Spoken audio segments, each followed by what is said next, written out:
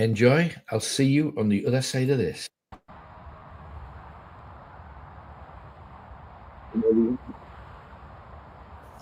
The A1, I think most of you have driven along this road. 33 million people see this roughly each week. The A1, the A167. Anthony Gormley, we remember, decided he was going to build something here. The basic shape modelled on him, so expect it not to have a penis or have a very small penis, because we can't see any hint of it. And apparently, if you go up to where the Angel of the North is, you will find that you can see Durham Cathedral from there, if you look closely enough in the right direction. The mound that it stands on, some have said it's a megalithic burial ground. All of this ground that goes up from there, and it does. There's a small track that we'll be walking up in a second. It isn't a megalithic burial site. This is land that used to be very flat. You see, this is the march up the mound. In reality, it had a huge reservoir on it for the local team's colliery.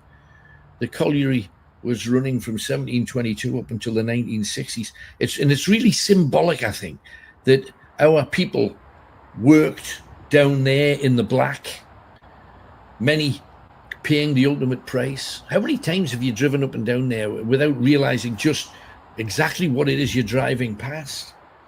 People working down the colliery, under the ground that you're driving past there. And after years of sucking in coal dust and dirt and smoke, all of the crap coating your lungs, coughing up the black or brown spotted phlegm that can show that you may or may not have lung cancer, which is what that is. Most pitmen couldn't afford to be treated. Now, up here, apparently, this track is haunted. There's people, I've got 3 separate stories saying that they'd seen various things crossing the path. Keep your eyes open, because a lot of these people have seen this in broad daylight. Also, keep a look at the sides, out of the, in the shadows, in the darkness. Most pitmen couldn't afford to be treated, so they'd die in awful ways, some dying of pneumonia, others with fungal infections that spread to the brain or kidneys, lung cancer leading to organ failure or hemorrhagic shock. When your lungs slowly begin to bleed. Commonly, our ancestors that went down there suffered tight chest pains, shortness of breath, coughing up blood. But they battled to feed their families.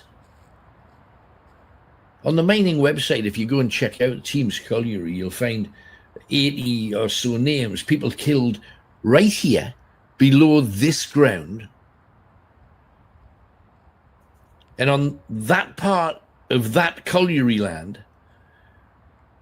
we go from the darkness into the light. The light, of course, being symbolized by the Angel of the North. I was always massively supportive of the building of the Angel. Loved it right from the very beginning. To me, it was a sign of the blood, the sweat, the tears, and the death, the lives lost down in the black. And if you're from a mining family, I think you actually feel it. I do genuinely believe that you feel everything. To hack out a living and the dying. Down there, Tony's obviously seen something.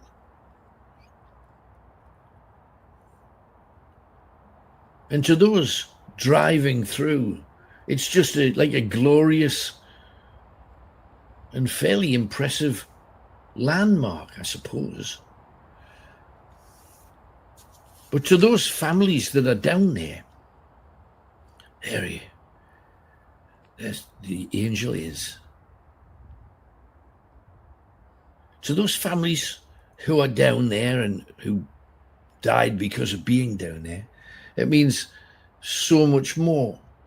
My granddad on my mum's side, Stan Green from Leamington, died of monoconiosis, black lung. I've got about 30 relatives from 1902 up to the present day. It cost 19 of them their lives. And many, many, many of you will have similar stories down your family lane.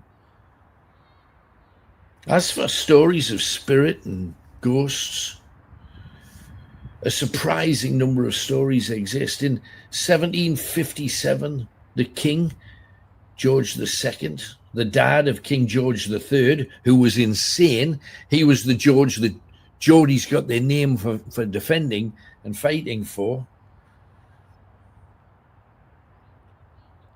That's when the first pits here, around that time. How just mind-blowing is that?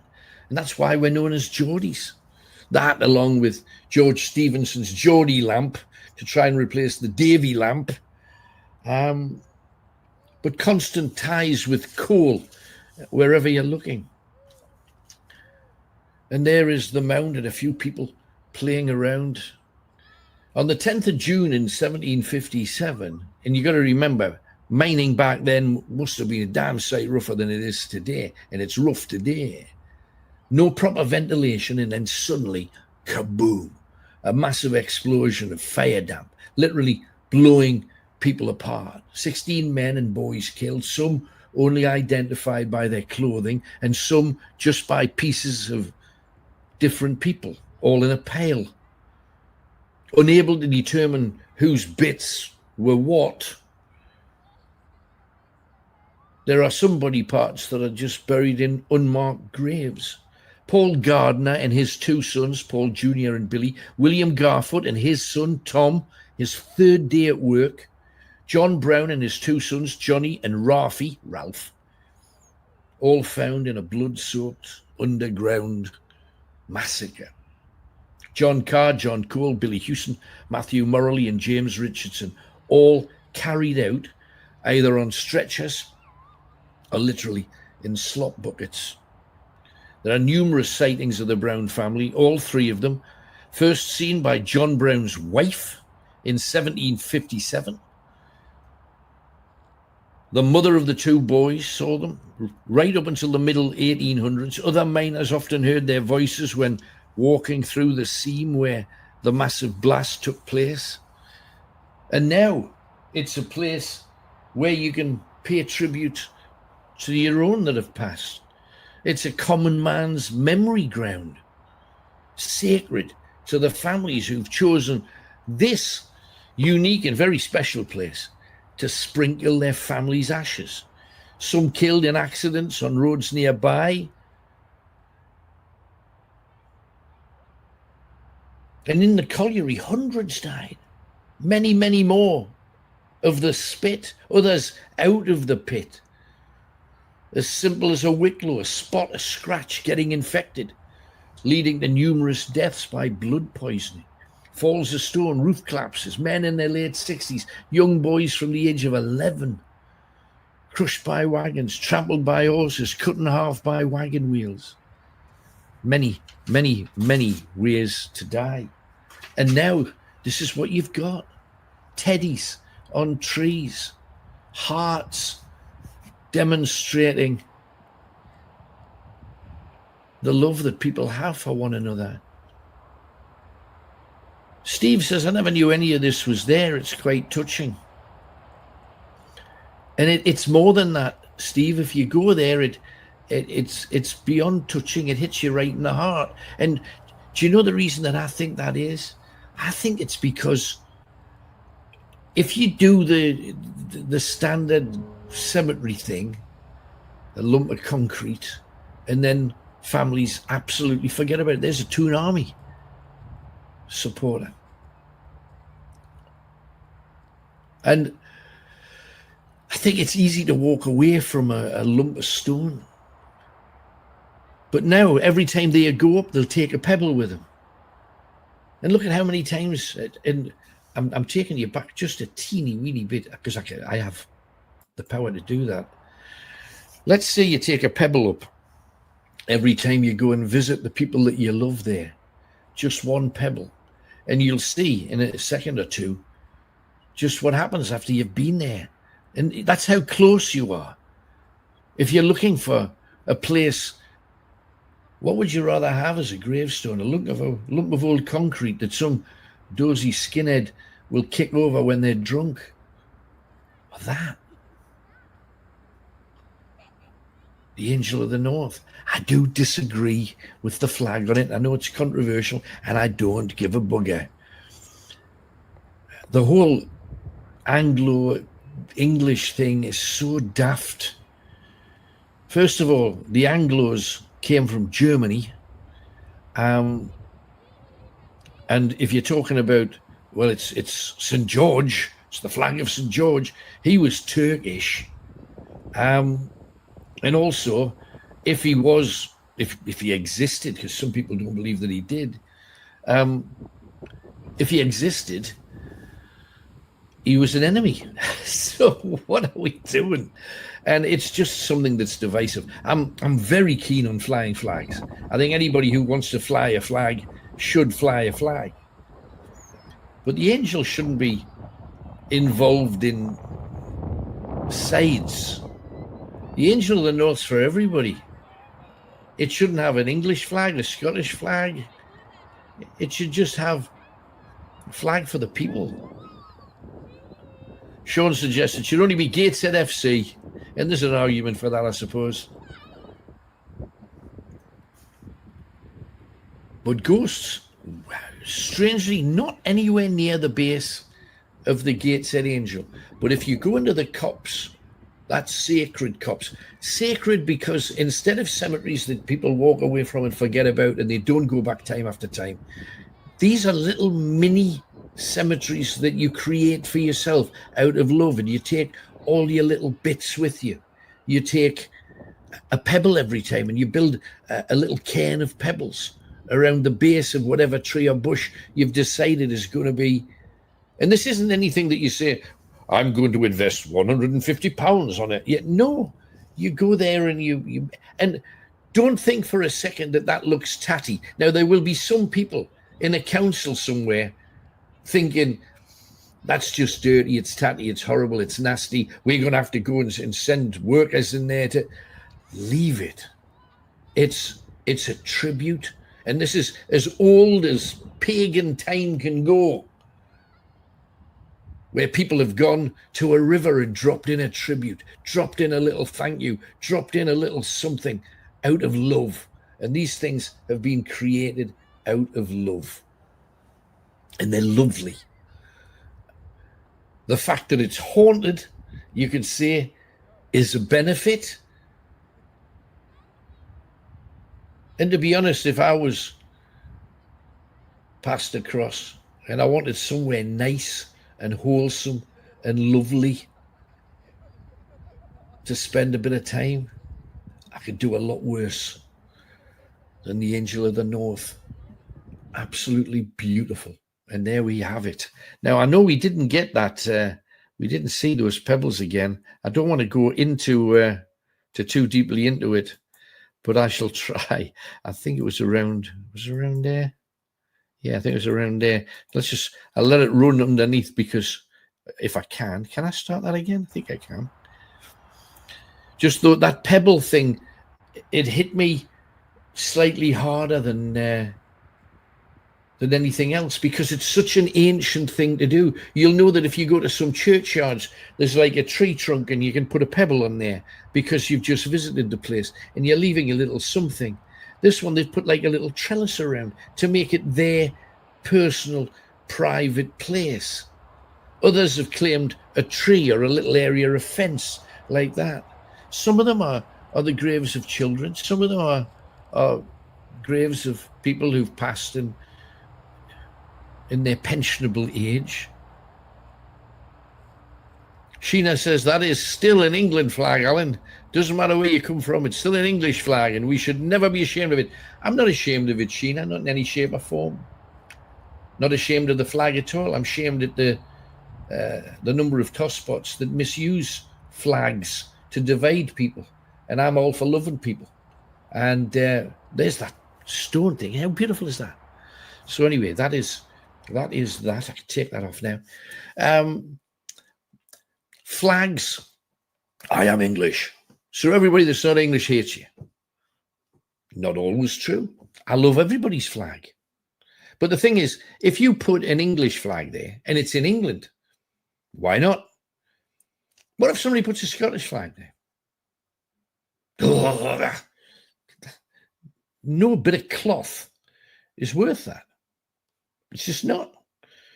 And, you know, I saw a street full of people just below Gray's Monument carrying that flag, and right in front of my face, and nothing you can do about it because there's about 150 of them.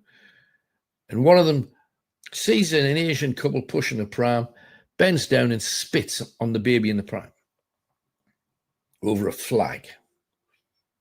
Not on my watch. And you can argue as much as you like, and I don't care. Bottom line is, support your country, love your country. I adore the part of the world that I'm from. And all of England, most of it, this bit especially, up into Scotland, definitely, Irish, into it. The whole Celtic area is more my bit. But don't use a flag to hurt people, to kill people, to damage people. If you're at war with them, dip your bread. But if you're not, don't use it as an excuse to hate. That's all I'm saying. And if you don't like that, stuff yourself. I don't care. Right. So anyway, the next thing, got another question for you. And we've got Bushy.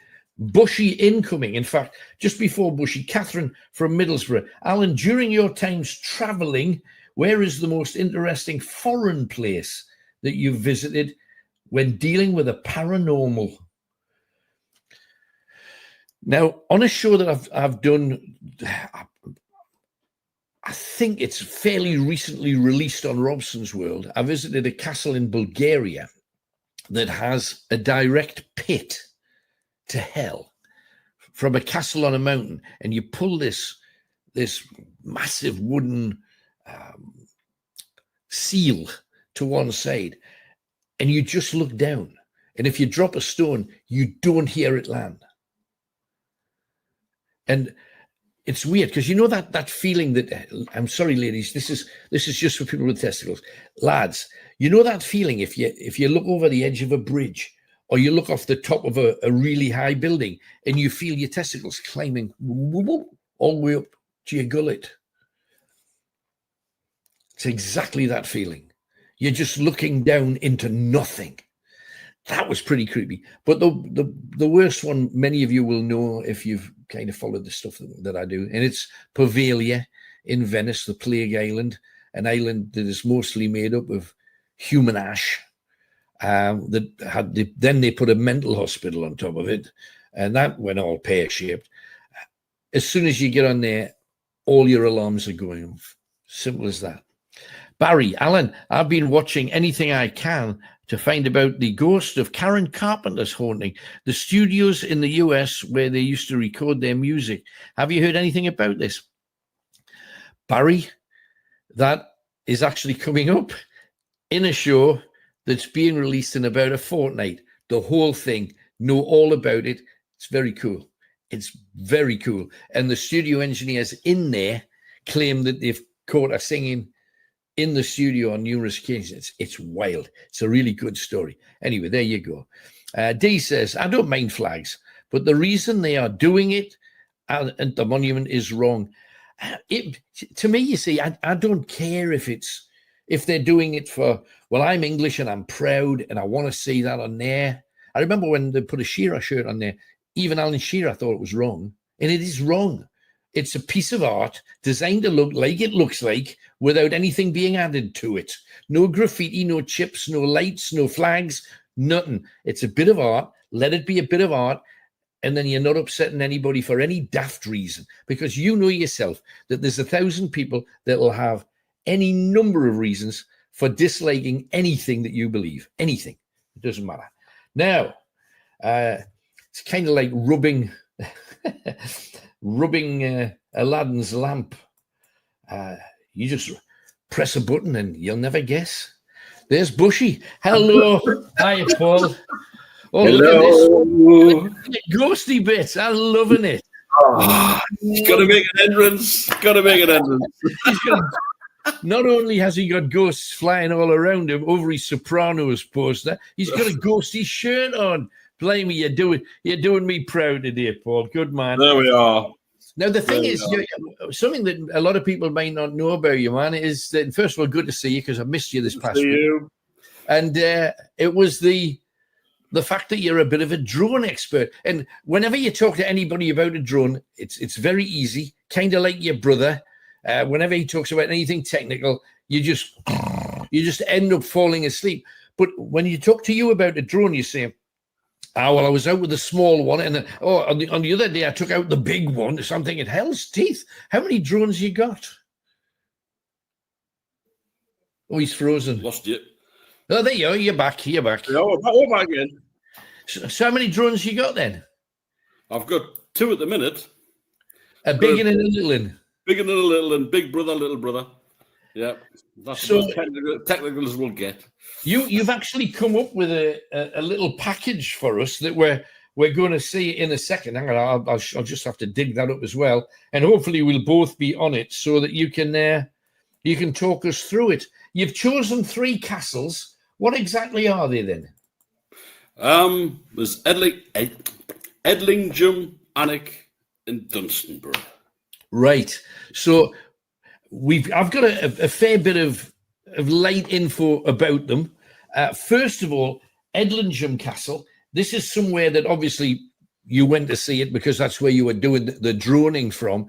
Have you been there late at night at all? Have you got any feeling for the place? Because I think even during the day, maybe more during the day, because you can see everything so clearly, especially that great crack in the middle where it looks like the castle tower has literally decided to just move to one side. It's an atmospheric place, isn't it?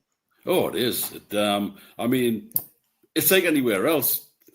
Through the day, you go around and you have your sandwiches and your can of pop, and this is lovely. Then you go over night time, and it's like everywhere it can take on a different guise. And I sort of found there it was things kind of creeping about and kind of watching you, that kind of thing. But it's a great place to go at night if anybody fancies going. No, it is absolutely. And of course, the last time we were there, and I was wondering whether or not you're droning, Paul droning on. I wondered if you would catch the churchyard next door, and you did, because the last time we were there, if you remember, I took somebody, just a random chap from Scotland, last gasp. Excuse me, what? No. Okay. And so just pointed at me wherever I go. Oh, okay.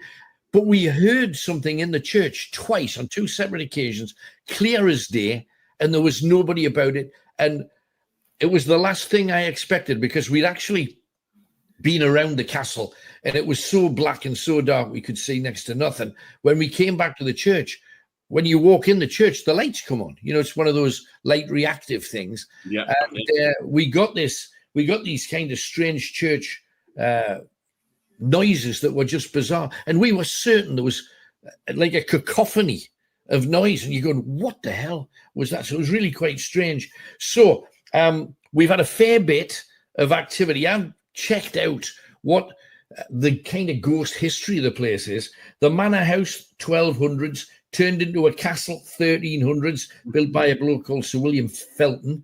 Strange lights, floating shadows around the ruins, footsteps, clothing being grabbed and kind of pulled. The castle's also tied to one of the witches, a woman called Margaret Stoddard. I don't know whether you know anything about Margaret. She was known as the Witch of Edlingham. That's right. And the 2 people who lived at that castle, Edlingham, Jacob and John Mills, testified that she was a witch. Apparently, they wanted her land because she had a nice little farm unit right buffering up against their land. So they said, if we say she's a witch, we'll get the land. We'll just slide over, move our fences a bit. Yeah. And apparently it was thrown out by the local elders. And then she cursed the Mills brothers, who I think were a singing band in the 1950s, but that may be a different group. She cursed them in the still of the night. Anyway, she cursed them, and they spent the rest of their lives in misery, died of poverty, and their castle went. Arr. But anyway, let's have a look at it because it's just good stuff. Hopefully, we'll still be on and able to talk. So here we go. There you go. Fantastic. Now I cannot have sound, so I'm going to have to knock your sound off. But don't worry. There we go. I know I'm just fantastic. Now look at that. That is the bridge that's nearby. And there's the little river. It's apparently haunted down by the river too. There's a little hint of music there in the background. Well, it's just a bit atmospheric, yeah. Well, you got it now. Well, I think it is. Well, let's just leave it just a tad in.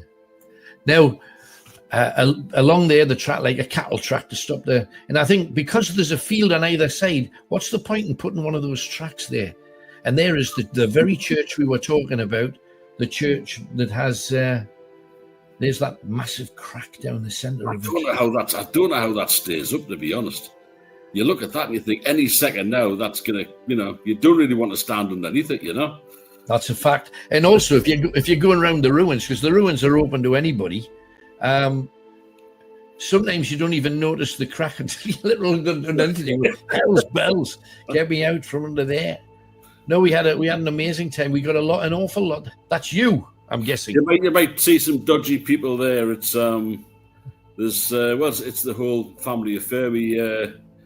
She does there. That's the guy walking along. That's me dad with the white hat on. Fantastic. So fantastic. What a good day out. No, that's good. I just see the big blue bag that's obviously flasks, crisps, ket sandwiches, all of that. That'll be Hilda, my mother-in-law. She'll have brought all the goodies, you see. Brilliant. No, it's fantastic. No, it's well worth bringing family if they're going to come connected to that kind of gear. Look at this. It's a great place. But I think the most interesting thing about it, when you look at it, is the fact because it's in a dip. Yes. And you think, well, why have you built a castle in a dip? Well, it never used to be a castle. It was a manor house. It was a that's right. Yeah, that's right. And if you see, you were mentioning how's it staying up. That's how it's staying up. Do you see some rebars? Yeah, they've put some bars in there to try and stop it. All you need though is a lump to hit you. In fairness, you don't need the whole tower to do it. Well, the funny thing was when I was actually filming this, where I was standing, just kind of like you're looking at that now to the left, and I thought, hell, the tower's fallen down. Right. And I sort of like had to put my head around to see that it was actually still there, because I thought, it's actually come down, but it was still there. It was still up. The thing that I like about it is that it's been maintained, and rather more like the Scottish a lot of the Scottish castles, there you can go and see them late at night. They're all lit up in their glory, and nobody's messed with them. Nobody's tried to damage it. Nobody's tried to graffiti it. Nobody's left like 15 cans of Stella, like you sometimes see. But it's in pristine condition. I give credit to the locals because the locals do keep a close eye on the people that go around there. So, like the local farmers and what have you. But you got to go past all their properties with your car, because I presume you parked outside the church. Yeah, outside. Yeah. Funny thing was, I flew me drone in there the other day as well. But no, I mean, if nobody's ever been here before, seriously, go down and have a look. It's a beautiful thing to see. It's a beautiful castle. It is, and you're doing great drone work there. You really get a chance to see it, and there's people walking by it. It's wonderful. Then you're straight on to the next one, and the next one is, of course, a place that we've covered on a couple of occasions. If you're a fan of Harry Potter, of course, also the Alnwick vampire stories based around. I noticed there's a camp of Native Americans just to the left-hand side. I think they were all waving when I went. I think they're getting ready to attack, and a lot of Alnwick Castle, of course, they've got all of those fake soldiers on the castle walls, which I think's amazing, because back in the day, they didn't have enough soldiers to man a castle of that size, so they put statues around the walls to try and fool people, and it did. And I know maybe some Northerners are a bit lazy and a bit sackless at times, but we do move. The statues didn't move at all, but they still fell for it, which was great. The story of Alnwick Castle with the Alnwick vampire as well, a medieval lord who rose from his tomb after he was murdered to seek revenge, pushed off a battlement through a roof. And it's said now that during the plague, it was the dead, zombified body of the Alnwick lord who used to spread the plague. Whoa. Heavyweight stuff. They've also got a grey lady and a murdered monk. The grey lady, a maid who died falling down. Do you know dumb waiters? If I said dumb waiter, do you know? It's like how you get food from the kitchen. One floor to the next floor, yeah. Wind it up. Well, she apparently fell down one of them, and then the dumb waiter came down and crushed her to death. She's there. There's a murdered monk who apparently had assaulted the daughter of a guest. He's often seen in the library there. Lots of battles. And I know, I can remember times when you used to just be able to go and have a walk around there for coppers. Now to get into the castle and the gardens, it's worth it, but it's an expensive day out if you've got a family full of kids, man. Look at that. Gorgeous. Don't get excited, that's not lead on the roof, by the way, so it's not worth bothering with. No, I also remember taking one of our reception staff at the radio station who said she didn't believe in ghosts. And when I got in, Lady Percy at the time stopped us and said, "You need to put someone down in our cellar." And I said, "What?" And there's a cellar there. This was 25 years ago, probably. There is a cellar that you've got to lift the hatch up, and then you put them down the steps. And then you close the hatch door and you put a bolt in and it's pitch black in there. And she was screaming in 5 minutes. We put that out on the radio at the time. Look at this. Is that the bridge with a lion on it? It certainly is, yeah. There are you're closing in on the pointy tail. Then I bottled out. That's all right. No, I don't blame you. I wouldn't have risked it either. And the last one is, of course, Dunstanbury you mentioned. Oh, along the coast. Beautiful. Wow, look at that. Can I just say, this is the lazy way to do it, because if you had a normal camera, you'd have to walk all the way along here. But I could just stand at the bottom and let it do all the work and just take it all in. This is the place that we walked in, and then Maz took us up to those RAF buildings just to the left-hand side. There was sheep there that night, and there's people walking along the track there you've just seen. Because you had the farmer, didn't you? The farmer had given us short shrift. Yeah, and get off my land. Yeah. Absolutely. Stick to the path. Stick to the path. You were in my sheep. Well, it was a time that they were having lambsies, so fair dues. But Dunstanbury's great. And the thing about Dunstanbury that makes it so special is it is actually fairly hard to get there. Do you know what I mean? Yeah, it is. I mean, you kind of drive up to it. You kind of drive anywhere close to it. You got to have a mile and a bit walk if you're going to there at all. And I love the fact that it's wild and rocky and raunchy. It was fortified in the 1300s, and Thomas Plantagenet apparently fell out with King Edward II in 1322. And this is probably one of the darkest stories of any castle across the north. The executioner took 11 strokes with the axe to get Thomas Plantagenet's head off. And apparently, in this very castle that you're staring at now, the headless ghost of Thomas Plantagenet is seen carrying mulch, what was left of his head after it had been hit all those times. Also, the ghost of another queen there, Margaret of Anjou, who was the wife of Henry the Sixth, quietly confident. Henry the Sixth. Margaret of Anjou is there too, and also a really long story. And some of you may have heard it. You may have heard it as well, Bushy. It's the story of Sir Guy. Sir Guy, yes. Who finds a cavern, and you can either pick up a sword or a trumpet, and it's a long, convoluted story. But Sir Guy is said to also walk the battlements. Now, if you look at the battlements, this was not a small castle.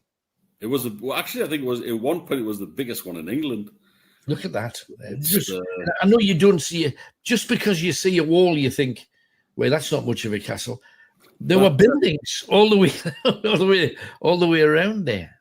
That rectangle there that you see, just going out a shot to the right, that's the remnants of a longhouse. That apparently. Right, there you go. Dee's just mentioned that I love the legend of Sir Guy the Seeker. The Seeker, he was.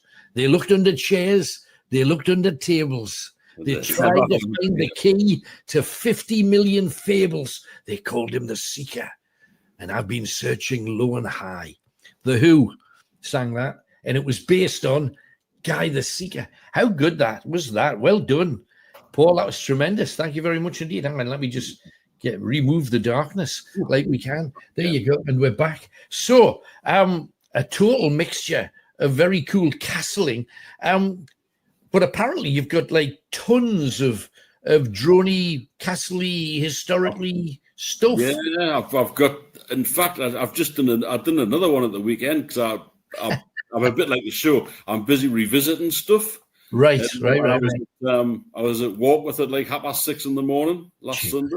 Fantastic. And I tell you, because I'm gonna put that one out. I'm just gonna sort of like do like that, 2 or 3 for everybody to see, because I know there's there's people watching this all over the world basically. Sure. And I think it's a great way to showcase what we've got up here in Northumberland, No, it is, absolutely. Paul, thank you very much. I shall love you and leave you. We're gonna head off to Great Lumley next. And Great Lumley, I think, is one of the it's a hidden gem. It is. I think if you drive through Great Lumley, you don't notice zip. Honestly, you see nothing. You go past it, few houses, cafe, pub, school, seem to remember, churchyard, and you're gone. And you could be down any road in any town, anywhere in the north. And I think even if we just filmed this and not said where it was, there'd be tons of people saying, well, that could be anywhere. Could be Wearside, could be Teesside, could be anywhere, Northumberland. And it is, of course, Wearside. But it's a belter. But thank you very much for partaking. Appreciate it. I love the effort that you've gone to. All you need is a group of witches walking behind you now with a human sacrifice, and you've got the lot. That's for next week. Plenty of time. Well, we're out and about again. We're out in the dark next week. Hurrah. Everybody's back in place. But Paul, bless you. Thank you very much, mate. Appreciate your time. Thank you very much. Good night, everybody. See you soon. Bye-bye. There you go. There is Paul. And he is gone, I tell you. He's gone. I'm just removing the little bits to make room. And I'm not finding a way to get rid of him. So you'll just have to stay where he is until he'll pull the plug at his end, I'm sure. Right. Alan, I've been watching anything. Oh, that's the ghost. We already covered that.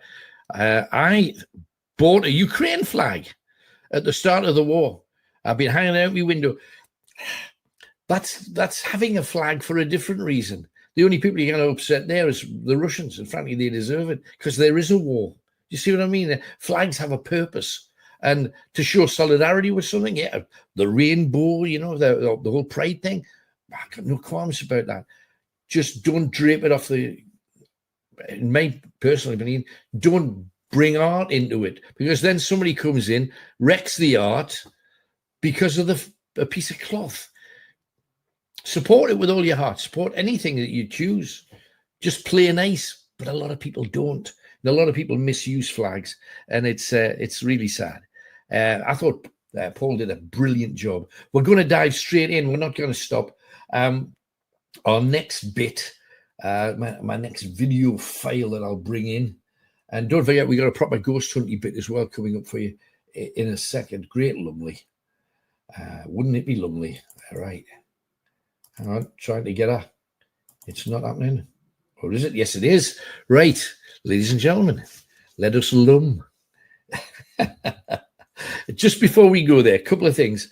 A family of Anglo-Saxons fleeing from the Normans. Remember, Anglo-Saxons, Germans, fleeing from the Normans, French-Danish. William the Conqueror, French-Danish, who landed in the south, found shelter here in the north. This Anglo-Saxon, German, married Agatha, who's the granddaughter of Uhtred the Bold, Earl of Northumbria. One of Uhtred's wives was the youngest daughter of King Ethelred the Unready. So this is a big deal. He's a powerful family, and he was the king. The Lumleys, therefore, were an important name and have remained an important name, Lumley Castle, whatever. They've remained an important family since 1066, literally. Northumbrians also hated a man called Bishop Walsher. They murdered him, including a lot of people from Great Lumley. He was tax gathering. He was a money grabbing hypocrite, having his way with local women against their will. But the killing of Bishop Walsher, who was well in with the king down in London, caused a murderous firestorm that came back and went right the way through the particular towns where the Northumbrians who killed Bishop Walsher came from, and many of them came from little Great Lumley. Locals were dragged out of their beds, some imprisoned, and then executed. So let's start at the very beginning of Lumley in a beautiful place called the Christ Church. Here we go. There it is. Look at that. Built in 1861. Neo-Gothic they call it, to serve all of the mining families. 7 miles south of this place is Durham. And back in the day when the river was in flood, they didn't have a bridge back then. They had a ferry and a ford. And the stories of grown men and women swept off their feet and drowned. And some of them are actually buried in this churchyard that we're going to walk across and see. Look at that. Magnificent, isn't it? Hidden away. Tony's just crossing over there now, and there's a Bible quotation over the door. I am the resurrection, the life. There you go. And some war memorial stuff hanging there too. Now, the reason that a lot of people say that this place is haunted is because of what was here before the church. They had an ancient burial ground here, not particularly Christian. Do you see the little heads at the sides of the door? There's one there, and there's a said to be old clergyman. But the burial ground wasn't particularly Christian. A local blacksmith had set up shop nearby. The land was then called Smithy's Garth. Smithy being a blacksmith, a garth, an old Norse Viking word for plot of land. The owner of Lumley Castle, the Earl of Scarborough, gave the land to the church, who ignored the dead buried here, burying people in plots of land that were already existing graves. Some claimed that as the people buried there weren't Christians, it didn't matter that you were burying people on top of it. Cholera victims from Sir John Duck's Hospital nearby were put in a mass grave here, many of them not named, said to be up against this wall. The wall that divides the cemetery into 2 halves. You can understand how a place like this can be stained, even though during the day it looks completely benign. Some say the ghost story comes from Victorian times, and it is a one to fascinate. The reason, or one of them, why we're here is because of a woman called Joyce Robson of Chestle Street. She wrote, I would love you to visit my place of birth, Great Lumley. When I was about 30, in 1998, I came back and I was walking around the cemetery, just taking in all of the memories of playing in there as a child. And it was about 6 o'clock. It was just starting to get dark. And I heard coughing. I'm listening very carefully as we go around the graveyard for any coughing. And I looked towards the wall that divides the 2 plots of the cemetery. And I saw a young boy dressed really strange. He was in bright blue with white stockings. He was about 16 and he looked literally as white as a ghost. I said, are you okay? And he stared right at me and then moved off towards the church. I followed him. I lost sight of him, but I could still hear him coughing. I shouted, "Shall I get some help?" Nothing. His clothing appeared to be velvet, trimmed with white, a distinct royal blue. I saw him clearly, blonde, curly hair, a really quite beautiful young man. I know it was a ghost. I went right around the church. He'd vanished. Now, I'd seen a ghost more recently along the side of the community centre in Great Lumley. Two filthy miners. My then boyfriend saw them too, disappearing right in front of us. Please come to Great Lumley. It's a place that is so very, very special to me. Look at that gravestone. Looks like there's an angel shape on it. Would you say that? Not sure. I think it may have stopped. There we go. I've had to give it a boot. Kick-start it again. We had a glitch. Well, Joyce, we absolutely did come to Great Lumley. And I found something about that story that might just answer or solve the ghostly puzzle. The foundation stone for this church was laid by Viscount Lumley. He was the son of the Earl of Scarborough. And not long afterwards, about 9 years after he laid the stone and the church was built, he died. Now, when he laid that foundation stone, he was 9 years old. 9. He died of tuberculosis, coughing, at the age of 18. And on looking up, Viscount Lumley, the son of the Earl of Scarborough, he's actually in a navy blue outfit trimmed with a white collar. Explain that if you can. Look at that grave. Look at that, how complex some of these things are. So could it have been, Joyce, that you witnessed the young Viscount back in spirit? You never know. The village has a long Anglo-Saxon history, originally known as the Lamb's Field. Look at that. Look at how worn that is. You talk about art and creativity and you cannot beat nature. Doesn't matter what you do. Look at that. Just stunning. And yet the sadness is we'll never know who it is. Pagan graves, Anglo-Saxon graves from the 6th and 7th century, some as early as 493 AD. The monastery ruins uncovering gilt brooches, shield bosses, pottery, swords, Celtic artifacts.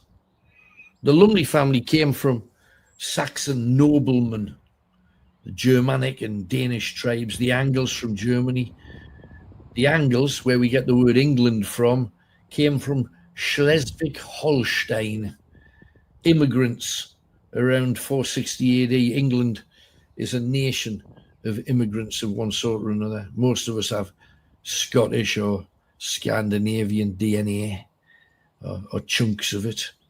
We're coming out onto the front street through the Lich Gate. Norman says, lovely Lich Gate. Anybody seen the Lich Gate at St. Michael's and All Angels in Newburn? Really great. Tremendous, in fact, it is. And you come out here, the Viking that ruled this whole village and used this road as his way in and way out was a nobleman called Lilulf, who was in charge of the settlement, the only way in and out. The village has links with Finchale Abbey. You'll see a little brown signpost just in front of you there, pointing towards Finchale Abbey. We'll be there before the end of this show. That's the Snooks, a historic building. Might not look like it. Once it was a very vicious street level strict school built in 1848. During World War I, it was used as a barracks for the Scots Guards. The Scots Guards have a story about this building. A man, a squaddy, called Hemmings or Helms. I found two versions of it. This guy was bullied. He was barracked here, and he didn't want to fight. And the Scots Guards were on their way to the Somme, so he hanged himself in an upstairs room at the far right of the building, the opposite tower that you can see now. He hanged himself, and apparently the story was hushed up for propaganda purposes. And they told his family he'd had an accident because they thought it was kinder to the family. The building is haunted. It was unusable because of its haunting up until 1986. So from the First World War all the way through to 1986, whatever was in there was keeping people from doing anything with it. It's now a sports bar, but it's had paranormal activity there literally ever since. Not far from there is another lane called Cocken Lane. Now, we've been doing a few bits about the names of lanes. Back in Victorian times, the street names tended to be very descriptive. And this was an area where there was a lot of working men, a lot of miners.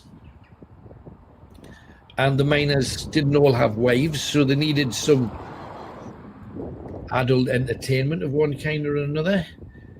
So the working girls used to gather on Cocken Lane,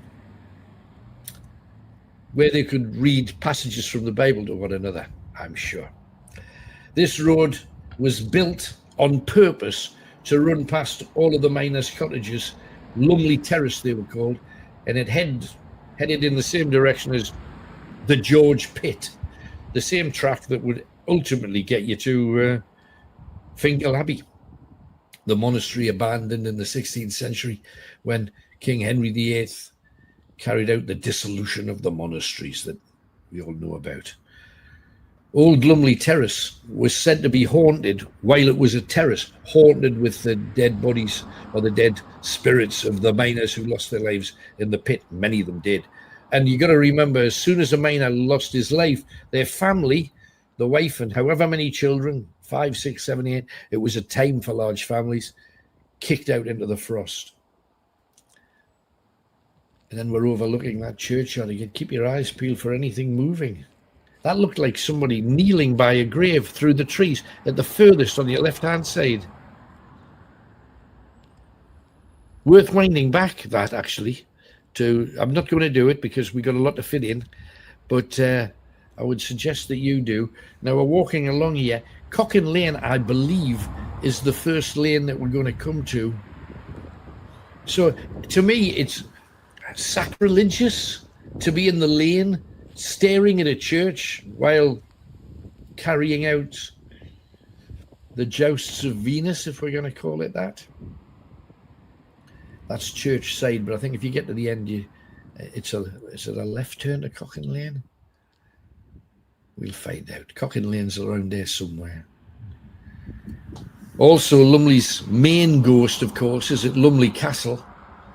It's Lily of Lumley, murdered by Christian priests for refusing to become a Catholic. That was her sin. She was thrown down a well in 1390. She's been down there ever since, and they've actually put a little area, a glass plaque over the well so you can see down to see if she's staring up and howling late at night asking for help. And when Sir Ralph Lumley, let's start that again. When Sir Ralph Lumley returned from the war to go and meet his wife, he found out that she'd been killed, and he sought to hunt down her killers. And the story claims that they were found in the heart of Great Lumley. One near where the Old England pub is, and there is indeed the Old England pub, and the other one where the school is. Now, we passed the school a little bit earlier. The two priests had escaped to their family's home in Great Lumley, and they were arrested, took back to Lumley Castle, where they were promptly dispatched. The community centre, where Joyce and her beau saw two ghostly miners. No coincidence that on my old radio show, I was looking to see if I had any, because I used to write every ghostly thing down very thoroughly, and I'd file it. What an anorak I still am. I've got records of a caller called Richie Dodds. I think that's going to be the new community centre. The old community centre was there. And he said that he saw three miners standing where the plaque is outside the community centre. They used to have a plaque with miners' images on them. And he saw three miners standing outside it. He walked over to them. He said it was unusual to see filthy miners in the middle of a very, very quiet village. And he saw them see him. And as he got to that side of the road, they all just seemed to fade away. They're building a new community centre there right now, and there's just a lot of rubbish and tat. But the sign used to be just there, pretty much in front of the building. It's a shame if they were to have knocked that down. Great shame. But there we have Great Lumley. There are other great Lumley ghost stories. The Ghostly Avenger. It's actually a great story. James Graham, the mill owner, who was based just outside of the village, he walked up and he saw a girl who was all bloody and her head had been caved in. She was also floating 8 inches off the ground. And she said to James Graham, "My name is Anne Walker. I've been murdered by my cousin William Walker, who hired a coal miner called Mark Sharp from Dordon Colliery to kill me." Now, William Walker had made Anne pregnant, and William Walker also had a wife and 4 children. And he paid this man, Mark Sharp, to batter her to death with a pickaxe. Now, over the next few years, this ghost of Anne Walker had been torturing William Walker by turning up and being seen close to where he worked, close to where his family was, in his own bedroom, standing over his bed. And still, it didn't make him confess. He didn't want his wife to find out that he'd had this affair and impregnated young Anne Walker. And Anne, from the other side of the grave, was desperately trying to get her murderer and the man who set up the murder brought to justice. Now, James Graham, the mill owner that saw this apparition, that talked to him,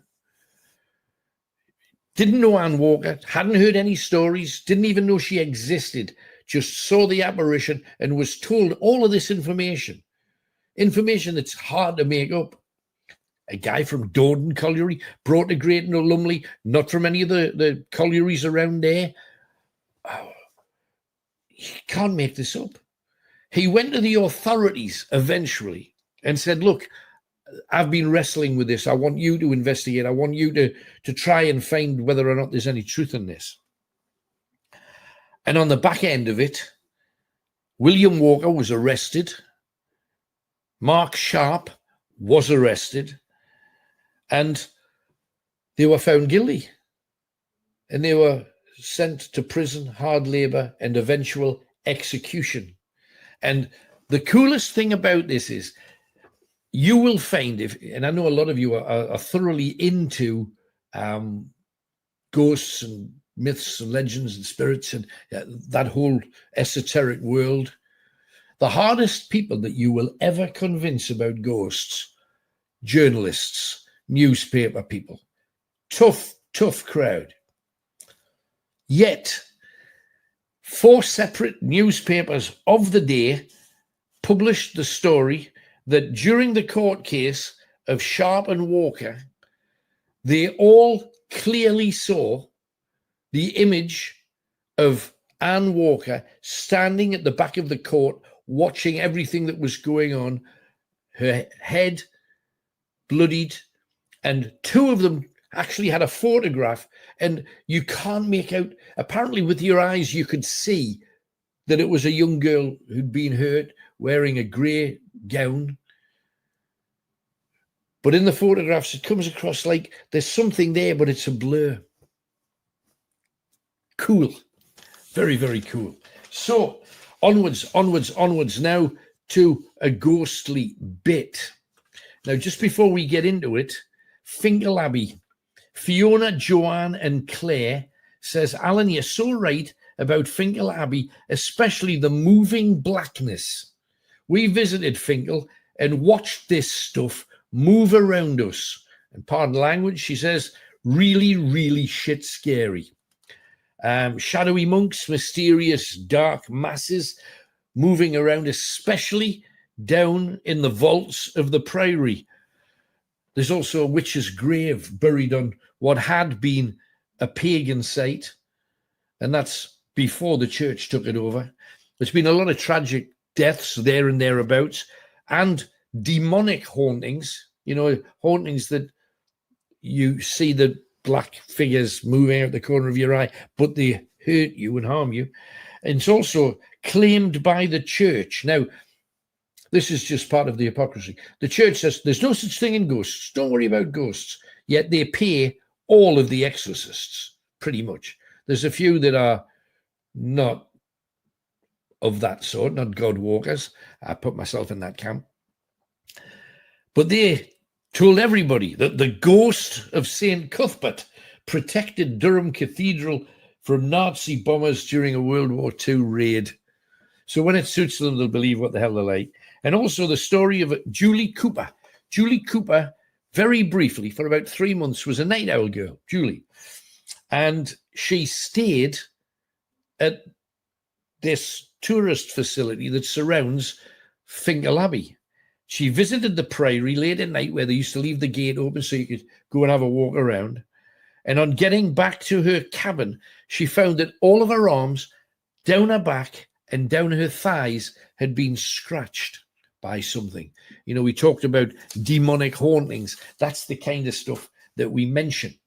So what would happen if we went to Finchale Abbey late at night and just spent time mooching around the vaults where the moving blackness is said to be?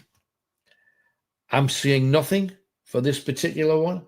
I'm staying out of it, and enjoy.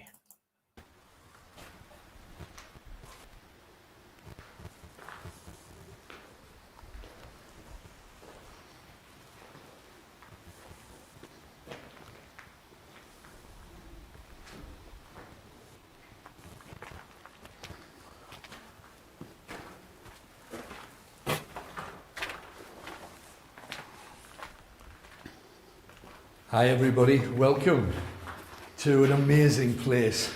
We are in just a dream, because tonight we are in Finchale Abbey on the outskirts of Durham. Brasside, there's a prison just up the road, and this is just an absolutely fascinating place with a great history that I will be telling you about. Getting a feel of this place where in every corner there just seems to be an amazing backdrop, and a place that over the years people have not been using this since King Henry VIII's dissolution of the monasteries, for heaven's sake. But this is a dream come true, to come to a place like this. I've got a couple of amazing stories involving hauntings here and hauntings across the river in a place called Cockin Wood. And there's a very rude story about that we'll share with you later. But here, in all directions, we've just got amazing things. Now, I think the first thing we should do is take a tour of it and try and be as silent as we can to see if we can pick things up. We will also, of course, be looking for anything. And if you see and capture anything on the cameras, just you make sure that you share them with us, send them to us. I'm going to rig this up so that we've got a little bit of sound. They're watching you through the infrared camera as well, so they'll see everything in the dark. Right, oh brilliant. That's why I didn't put the light on. Right, But no, that's tremendous. It's all lit up anyway. Let's get cracking then. See what we get.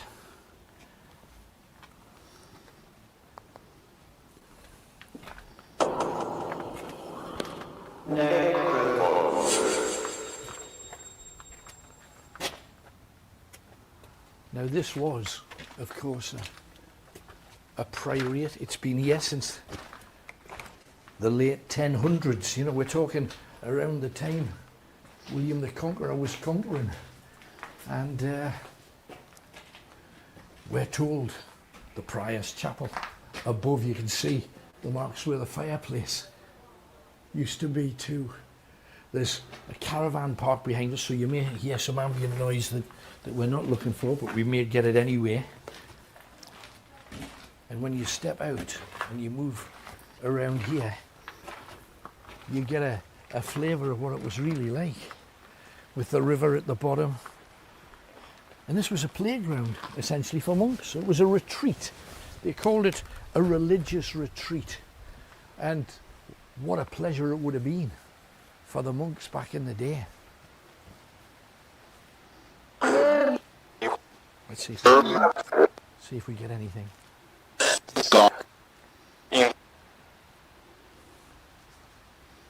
Look at these buildings, beautiful.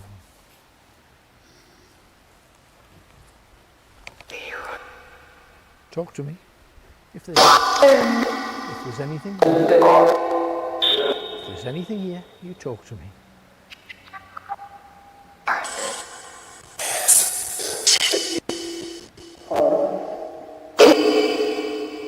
I'm seeing movement over the road.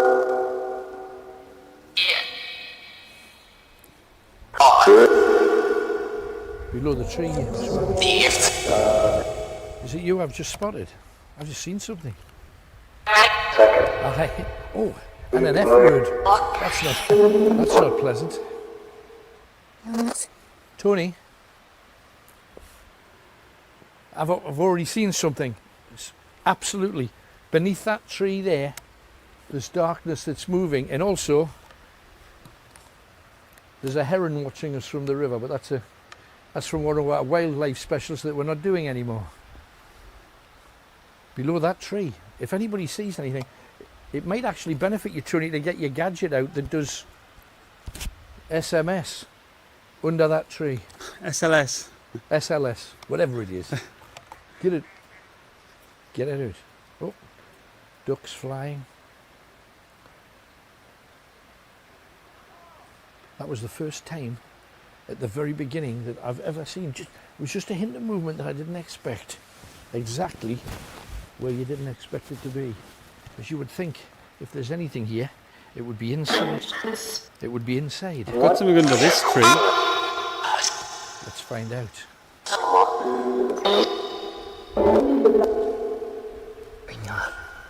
Stepping into the friar's study.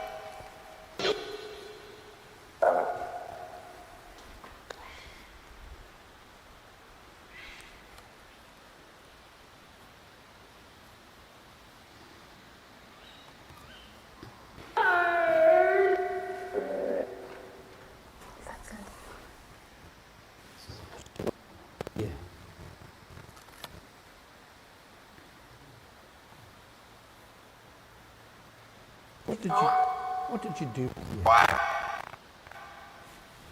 What did you do? Just heard a noise in the corner there.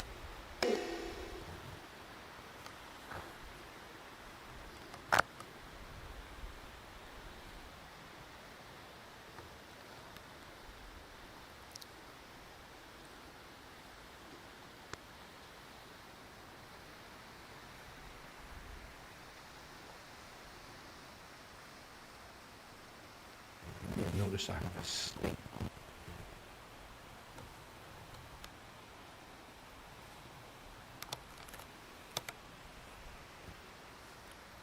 There, as I stood, I'm walking to the other window now. But it was almost like somebody was in the other corner making. So this is, that's my feet. But in the opposite corner, just over there, I've heard a little bit of noise here, Tony. Just a little bit. Tony's coming in, so you can hear his footsteps probably too. It was just over there. Almost like it was trying to get around the corner. In every direction, a place where monks and priors used to live. And the prior back in the day used to be the equivalent of the bishop, like the Bishop of Durham would be the prior of Durham. And there's so many amazing stories, and a couple of very sexy ones.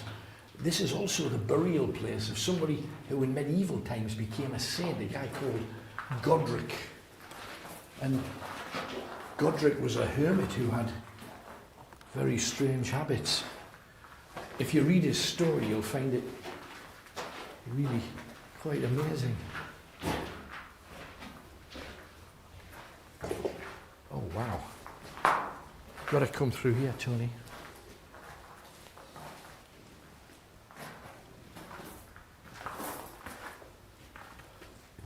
We've got to have to do this with the SLS. This is in all directions.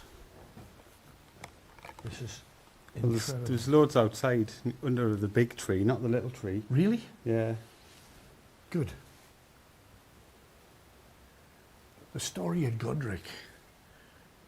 He was a hermit, and this was his land. He decided to come here where the priory was, and he lived across the river in what was later to be known as Cockin Wood. There's a bit on that stone. Let's check it. Just that's the centre. Oh, why would it be there, do you think?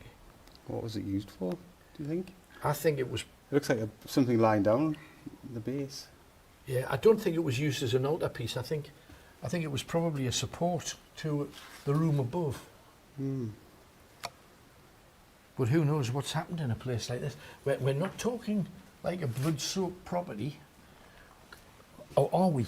Godric, as I say, was a hermit, and he lived across the river in a put-me-up shelter, and he chose to sleep on stones.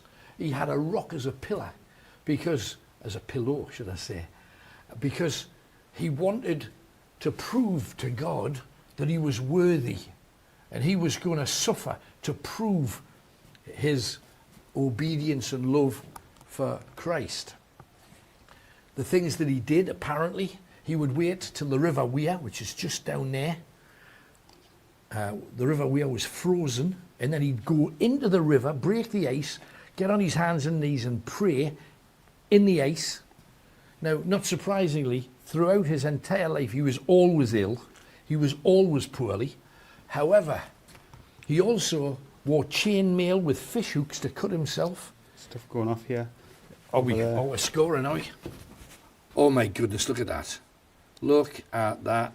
Two areas, too. That's tremendous. It's like they're moving and jumping into each other. Yeah. There was so much happened here.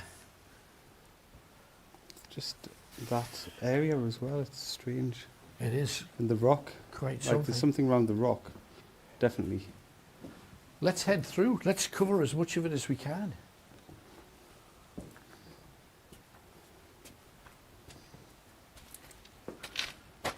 We haven't even done a quarter of the abbey yet, the priory.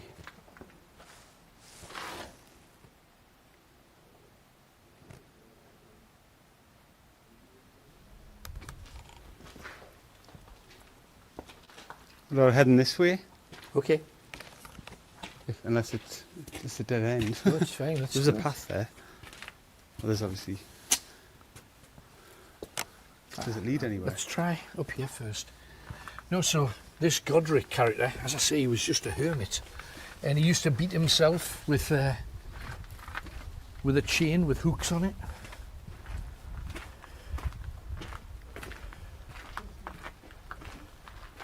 Oh, no. This just heads off in every direction. I think it's a lock here. I That's think all right. No, but we can see It's a through. dead end. No, you still see it. No, that's amazing. Oh dear. Just got to be a bit careful. So I was telling you about Godric and beating himself, hurting himself on purpose, flicking himself, making himself bleed. He had some peculiar habits. Now, the Christians loved him, the monks loved him, took him under their wing. He had in his hovel, essentially, he had a crucifix and a few religious artifacts. And he was totally religious and totally sold to the story of Christianity.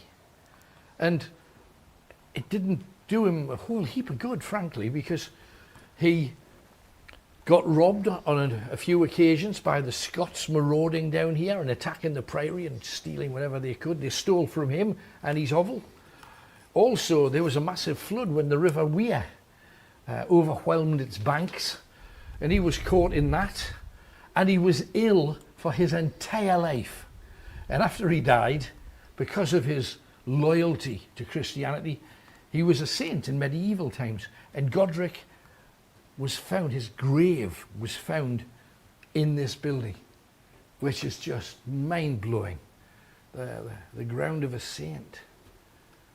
The sexy story, and it's an amazing legend, we're going to have a look at a little bit later on. But for the time being, let's get in every nook and cranny that we can here. I'll do the SLS here as well. See again? I'll do the SLS here. Give as well. over. It's No, everywhere. no, I'll do the SLS here. Right, no, do it. Oh, Hello. Oh, you got something flashing over the top. Oh, yeah. once again, it's in all directions.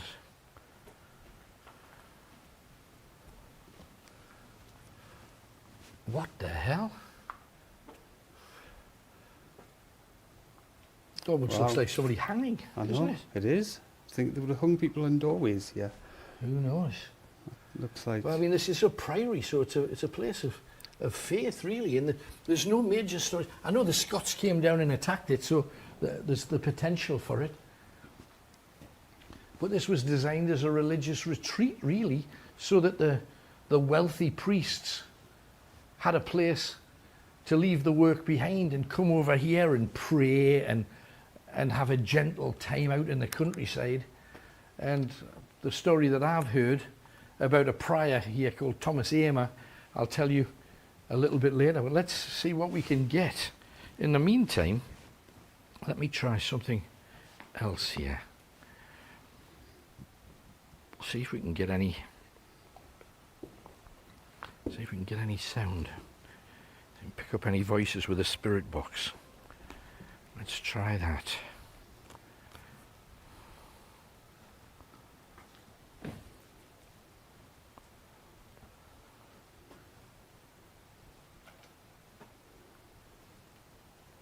Is there anyone here?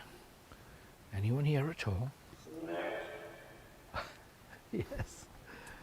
There is though. There's plenty on the SLS. Plenty on SLR. Yeah, all over the place. God gracious. Let's see it. Just popping up everywhere. There's something over there in the window. In the window. Yeah, it popped up, but it's gone now. Let's walk it. Got a lot of places to see. Did you hear that? Did you hear that? You must have heard I that. heard something. I don't know what it was. It was a cry. It came kind of over there.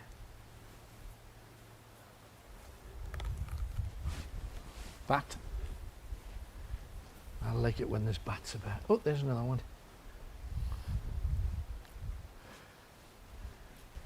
If there's anyone here, talk to me. What's your name? Were you a monk here? Were you a prior? What were you? Where were you? I want to hear from you. If you wish to talk to me.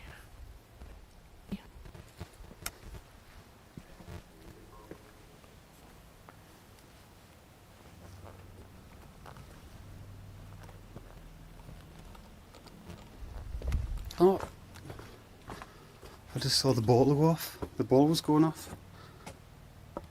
The ball was going off. Oh, I don't think I caught it on camera. Touch the balls. Is anybody there? Every direction.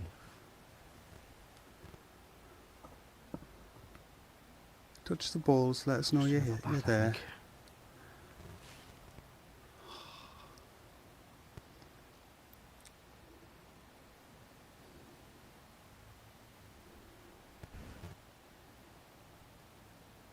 Let us know you're there. Touch the balls. Make them light up again. You've just done it.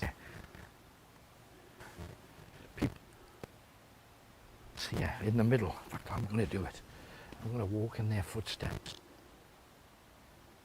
And this, when it had a roof on it, would have been the most magnificent building. And this, if ever you get a chance to come to Finchale, you really have to, because this is dynamic as hell.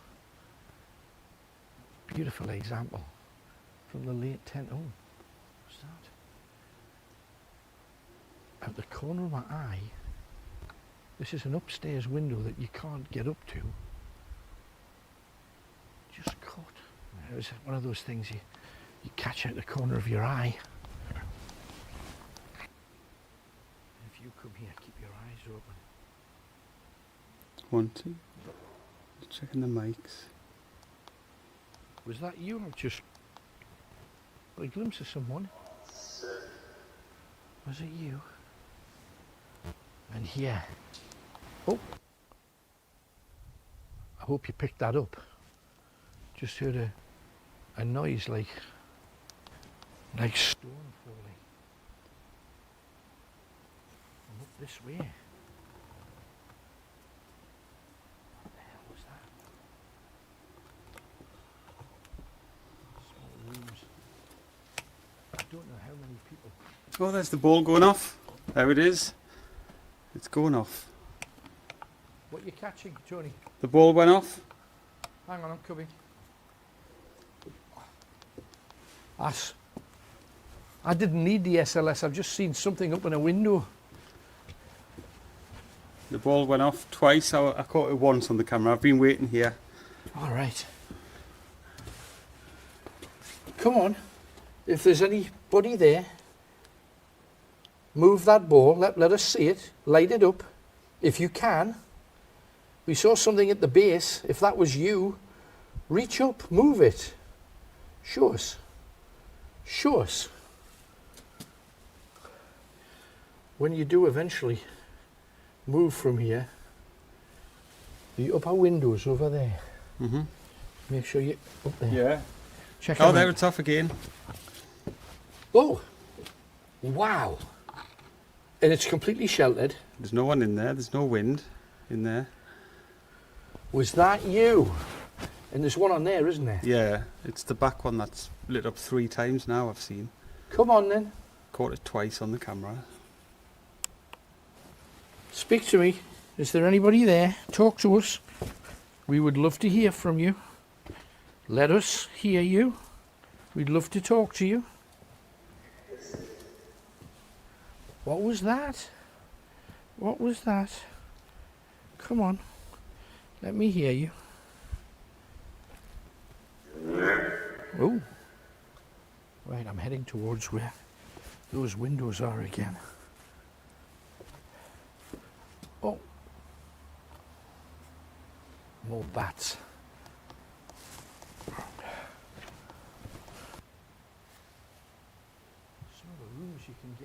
some of them you can't.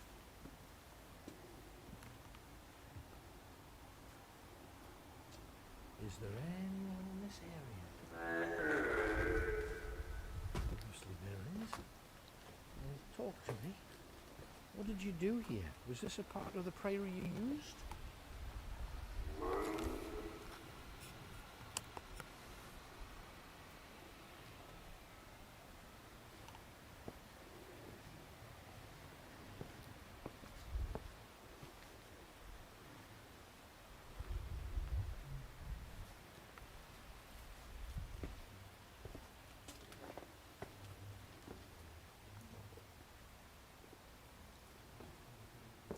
There's someone in here.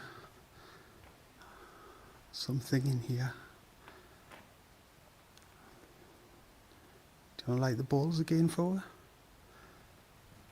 We've seen it twice, we know you're here. There we are.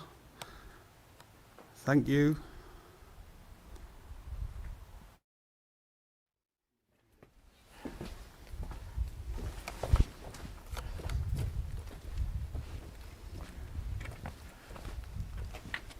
It's down there, and it's amazing. And watch out for these upstairs windows I warned you about before.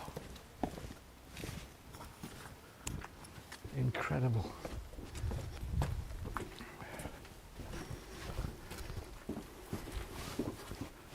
I've got a full team. This is amazing. That's a duck. Check this out. Check this.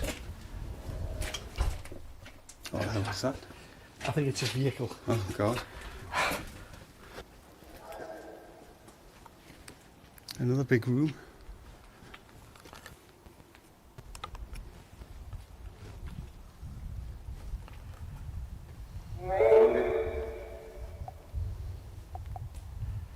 Right. Let's try some different gadgetry if we can. Whoa.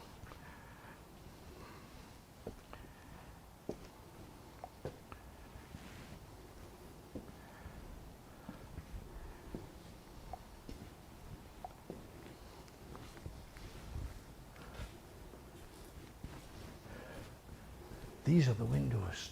Oh, bats in here as well. Oh, do you see it? Look, you see it swooping? Yeah. Oh, there he goes. Not sure if people can at home though. Oh, right. Just flying back and forth. But they're the windows, so there's patently no way that anybody can be up there. It was that one. I don't care how tall you are, you're not going to be able to be seen through there. What is through there? Is that another tunnel? No. No, it's not. I think we're on the far edge now. That underground bit though, it's got a real feel to it. I wonder what was kept in there. So let us done that. Let's head in this direction.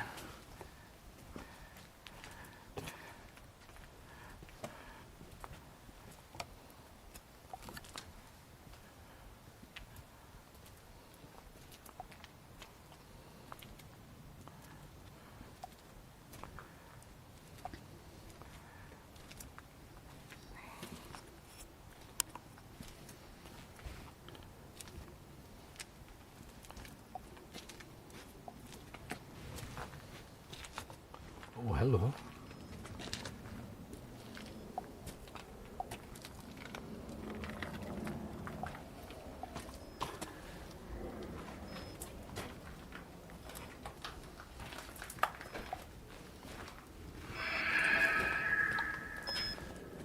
Right, got a gauge meter on now. Let's see if we can find anything around there. Oh, getting a little bit of sound.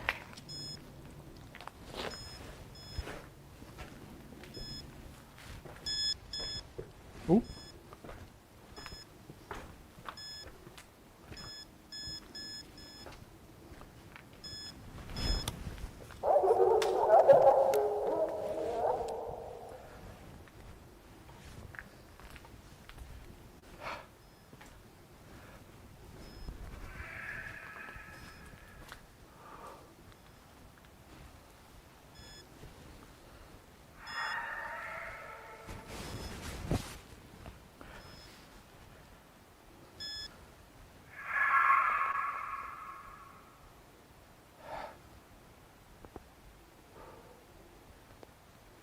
so many things to tell you about this place because the history is incredible.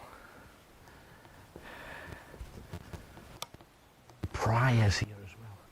Very, very famous, some of their names too.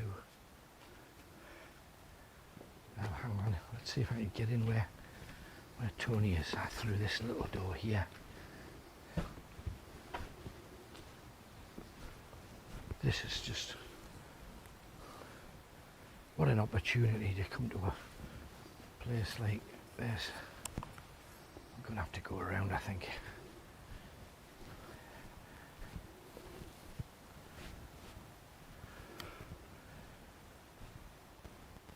At the beginning there was an awful lot of monks here, and as it got closer and closer to the middle 1500s, when Henry VIII chose his own religion and closed down places, well, closed this place down, there was only 4 or 5 here for a while. But what I'm going to do,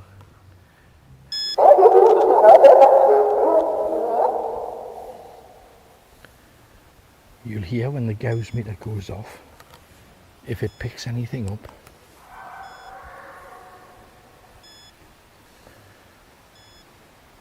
It's scanning for energy. You can also pick up if it's making any kind of noises too.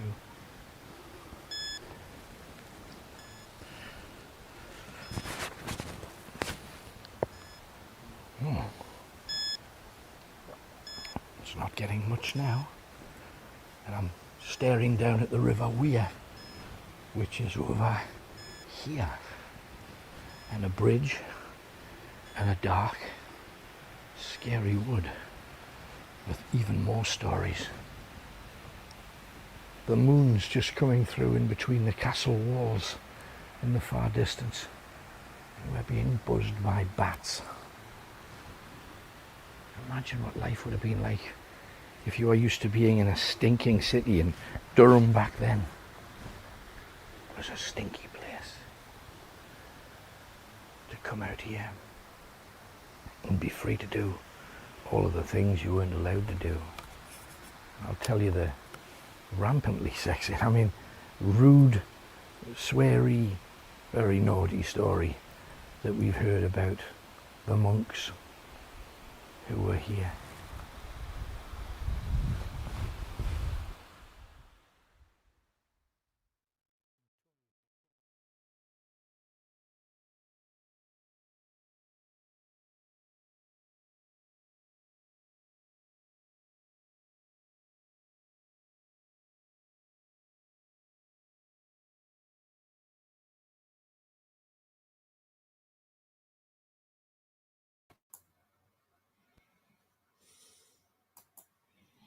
So, how about that?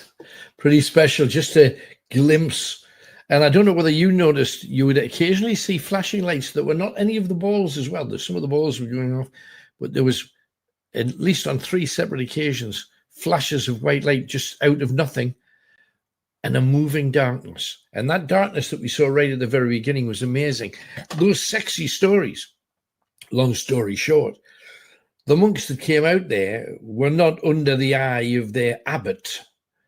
So therefore they could get away with murder, and they would travel into the small villages and dabble with the women. And you may have recognized when we were talking there at Finchale Abbey, we mentioned that the wood was called Cockin Wood, like Cockin Lane, for exactly the same reason.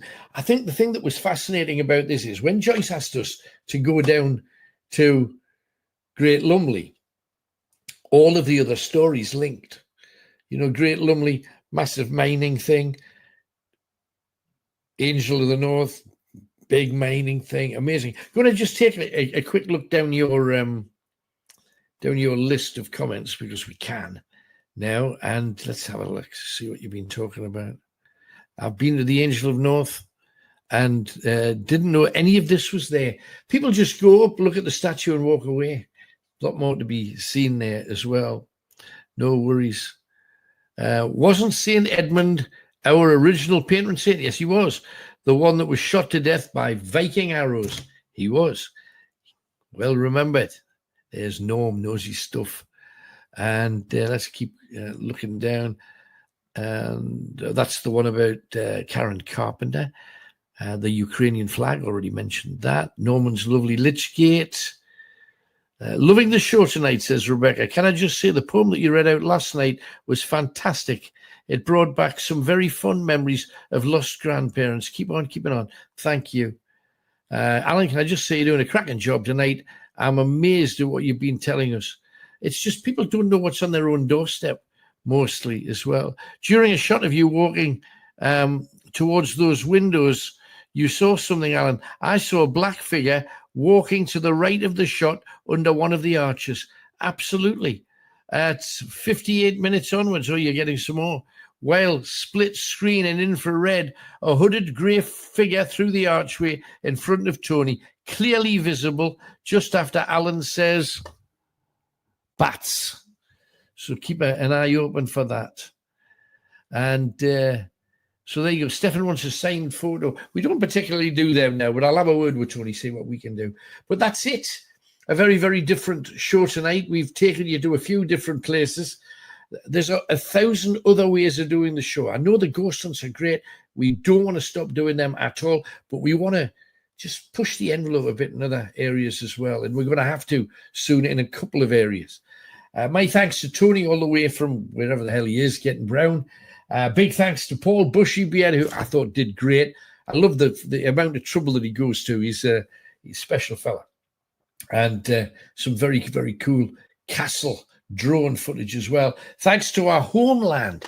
Thanks to the places there that we go and the people that let us go there for being so full of incredibly cool places, history, geography, all of the stuff that when we were at school, we all tried to get out of. Because the things that we value most now tend to be what's around us, and the castles and the countryside and the coastline and the rivers, and it's all the stuff that we value. And you get to see that the older and crunchier that you get. So from me, Alan Robson, good night. God bless you. And I wish you well. Hope you've enjoyed the show tonight. It's been a tough thing to pull together, because like a one-man band, and Bushy, of course. And I wish you well. Thank you very much to each and every one of you. From the ghost historian in search of spirit, we are now gone like a cool breeze. Good night, everybody, and thank you so much for being with me. Night, night, all. Catch you next time on the Blah. Bye-bye.